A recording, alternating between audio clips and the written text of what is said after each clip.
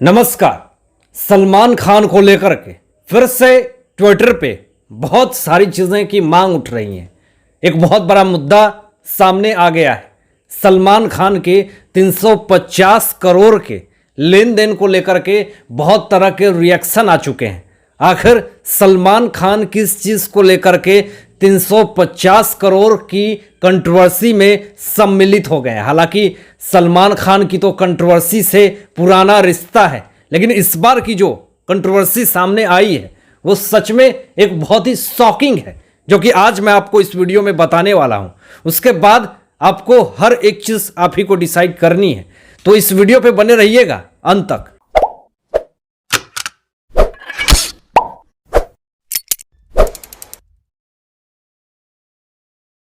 समय के साथ साथ हर एक चीज बदल रहा है। चाहे वो फिल्म इंडस्ट्री, जिस तरीके से पहले फिल्में दिखाई जाती थी थिएटर में, तो ट्रेंड बदल चुका है। अब ओटीटी प्लेटफॉर्म पे फिल्में रिलीज हो रही हैं। समय बदलते बदलते अब क्या हुआ कि टीवी इंडस्ट्री, सीरियल्स वगैरह जो कि टीवी पे टेलीकास्ट होते थे, उसको लेकर के अब ज़्यादा क्रेज बढ़ चुका है। तो इन सब चीज़ों में जिस तरीके से टीवी इंडस्ट्री आगे आ गया है, चाहे वो केबीसी हो, चाहे वो बिग बॉस हो। अब बिग बॉस को लेकर के जो सबसे बड़ा कंट्रोवर्सी अभी क्रिएट हुआ है, जो कि बिग बॉस में सलमान खान ने इतना बड़ा चार्ज, जो कि रकम मांग ली है, जिससे कि पूरा सोशल मीडिया गर्म हो चुका है। ट्विटर पे फिर से एक बार कंट्रोवर्सी छिड़ चुकी है सलमान खान को लेकर के। बता दे कि ऐसी ऐसी खबरें आ रही थी पिछले दिनों कि कोरोना के कारण जो उनकी रेट थी उसमें कुछ परसेंटेज उन्होंने गिरावट करी थी। और आपको यह भी बता दूं कि जिस तरह का उनका टीआरपी और कंट्रोवर्सी को लेकर के उनकी ज़्यादा टीआरपी लो हो गई थी, तो जिस कारण से बिग बॉस में उनकी फीस को भी कम कर दिया गया था। लेकिन अब उनको जो नेपोटिज्म का मसीहा और नेपोटिज्म की वसीहत को चलाने वाले ऐसे ऐसे आरोप जो सलमान खान के ऊपर लगे, तो बहुत सारी चीज़ें निकल करके सामने आई और सलमान खान ने इस चीज़ को स्वीकार नहीं किया। लेकिन फिर भी लोगों ने कहा कि सलमान खान हमेशा कंट्रोवर्सी में ही क्यों रहना चाहते हैं? क्या ये कंट्रोवर्सी के मसीहा बनना चाहते हैं? क्या कंट्रोवर्सी में ये गिनीज बुक वर्ल्ड में अपना नाम रिकॉर्ड करवाना चाहते हैं? क्या कंट्रोवर्सी करके ये अपने फेम को बढ़ाना चाहते हैं, फिल्म की पब्लिसिटी करना चाहते हैं?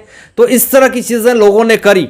लेकिन जैसे जैसे कोरोना की लहर खत्म हुई, तो मैं आपको बता दूं कि अब सलमान खान और सलमान खान फिल्म्स और उनकी टीम ने यह डिसाइड किया कि अब सलमान भाई अगर किसी भी फिल्म को साइन करेंगे या फिर टीवी सीरियल्स को अगर साइन करेंगे या फिर कोई भी टॉक शो को भी अगर साइन करेंगे, तो उसमें इनकी रेट जो है वो पहले की अपेक्षा 15% बढ़ा दी जाएगी।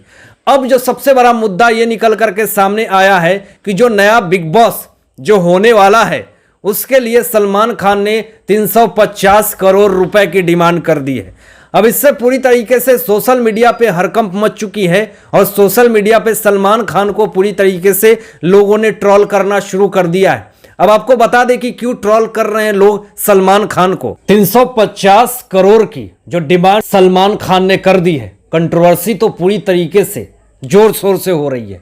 अब यहां पे मुद्दा सोशल मीडिया पे ये उठने लगा कि बहुत सारे ऐसे लॉकडाउन में, कोरोना में, बहुत सारे ऐसे लाइटमैन, बहुत सारे ऐसे डायरेक्टर और बहुत सारे ऐसे स्पॉट बॉय जो कि इन लोगों को तैयार करते हैं, लाइट कैमरा एक्शन करके इनको पूरी तरीके से तैयार करके पर्दे पे लाते हैं।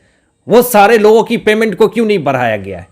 उन सारे लोगों को क्यों नहीं उसके पेमेंट को, जिस तरीके से लॉकडाउन में इतनी क्षति हुई है और कितने सारे लोगों को तो पैसे भी नहीं मिले हैं, तो उन सारे लोगों के पैसे को क्यों नहीं बढ़ाया जा रहा है? सलमान खान सिर्फ और सिर्फ 19 एपिसोड का एक एपिसोड आपको बता दूं कि 18 करोड़ रुपए वो ले रहे हैं, जिसमें कि टोटल जोड़ने के बाद 350 करोड़ रुपए की उन्होंने डिमांड करी। तो यहां पे जो मुद्दाएं उठने लगी, लोगों ने पूरी तरीके से ट्रोल कर दिया कि बहुत सारे गरीब दुखियारे लोग हैं जो इंडस्ट्री में, जो पिछले कोरोना में, लॉकडाउन में सड़कों पे आ गए, उसके लिए क्यों नहीं लोग आवाज उठा रहे हैं, उसके लिए क्यों नहीं उनकी पेमेंट बढ़ाई जा रही है। अब इतनी फीस सलमान खान लेते हैं, तो अब आपके मन में यह भी सवाल हो रहा होगा जरूर कि आईटी इनकम टैक्स डिपार्टमेंट का सलमान खान के ऊपर छापा पड़ा क्या। लेकिन छापा पड़ा है, लेकिन आपको पता नहीं चला होगा इसलिए क्योंकि ये सब चीज़ों को लेकर के सलमान खान पब्लिसिटी नहीं करते हैं, गरीबों का मसीहा नहीं बनते हैं। जो गरीबों का मसीहा बन रहे थे उसके यहाँ 4 दिन से किस तरीके से आईटी डिपार्टमेंट वालों ने किस तरीके से इन्वेस्टिगेशन करी। सोनू सूद को आप लोग भी जानते हैं उनको, कि गरीबों के मसीहा, मजदूरों के मसीहा बन करके ये किस तरीके से डोनेशन इकट्ठा करके फर्जी तरीके से 20 करोड़ रुपए डोनेशन लेते हैं और 1 करोड़ रुपए इन्वेस्ट कर देते हैं। फिर उसके बाद ये कहते हैं बयान में कि मैं बयान में कुछ भी सफाई नहीं दूंगा, और फिर उसके बाद ये कहते हैं कि कर भला तो हो भला। इससे क्या इशारा है ये आप समझ जाइए। लेकिन इनको तो पूरी तरीके से पब्लिसिटी चाहिए थी, इनको तो फेम चाहिए था कि गरीबों का मसीहा बनना है। तो लोगों के नज़र में ये आ गए कि मुझे, तो लोग अब भगवान मानने लगे थे। कुछ लोग इनको सच में देवता की उपाधि देने लगे थे, फूल अगरबत्ती माला चढ़ाने लगे थे। तो अब इतने जब इंपॉर्टेंस इन्होंने ले लिए तो भैया जब इनके खिलाफ चोरी का, फ्रॉडगिरी का, टैक्स चोर का, इस तरह का अगर आरोप लगेगा तो फिर क्या सलमान खान का केस सामने आएगा या फिर सोनू सूद का आएगा।